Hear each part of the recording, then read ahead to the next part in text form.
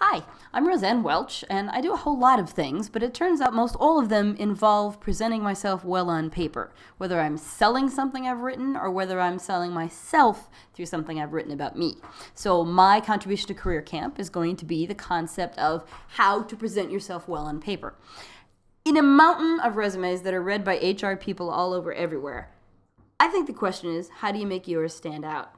And I don't think that it comes from copying what you get in all those resume writing books that give you the perfect formal, lovely format. Because all that means is they're getting a stack, just like we always say with TV scripts, that are copies of copies of copies. And how do I pick through all those copies? Then I have to look at the other piece of the resume, and then it is about who's got more experience. But I think you want your resume to be a picture of you, and something that you want people to look at and go, I have to meet that person. I now feel like I know that person, and I'd like to spend more time with them.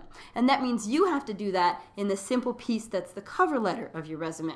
So the question is, how do you do that? If you can't use all the books that tell you how to do it because they just make you sound like everybody else, that means you have to develop your own style and or become comfortable with a style that already exists and accept that it is what you should send out into the world instead of a lovely carbon copy of what everybody else sends. So if you think about it, the first thing you have to do is talk like you talk.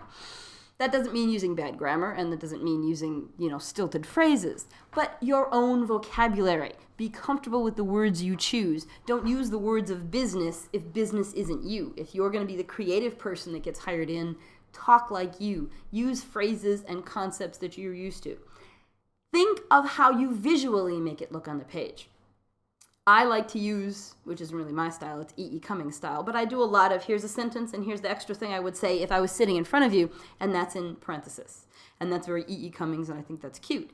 I do that in lots of things that I write, so I also do it in a resume cover letter. And sometimes it's because I'm making a joke. I wouldn't go so far as doing the whole little with the smile and the frown and all that stuff. That's too casual. But just putting in parenthesis tells them I'm having a further conversation. I have something funny to add. It's a good aside. That's one of my styles. You don't have to steal that unless you like it.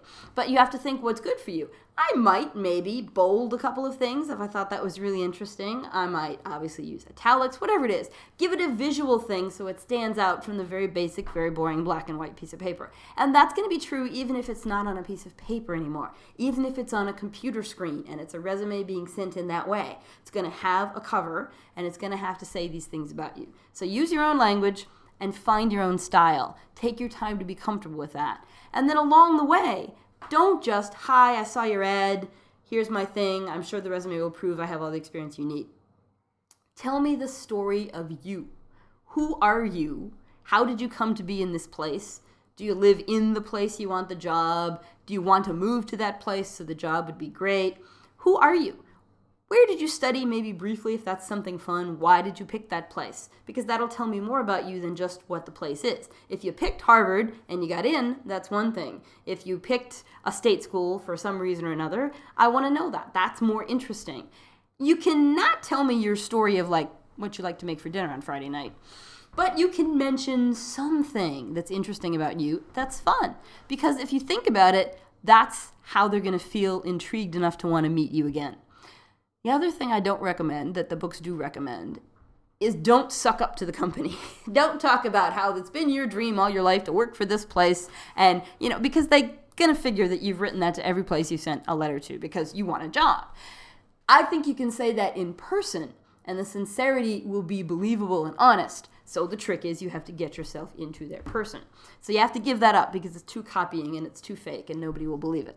So don't suck up to the company. Make the letter so good that they'll want to meet you so you can suck up in person. And, yes, you have to keep it 1 page long.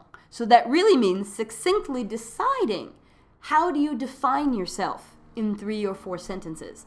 And then you can use that definition over and over again in other letters, obviously. I think those are the keys to making you present yourself well on paper. If you can do that, you can at least get to that next step. Hopefully.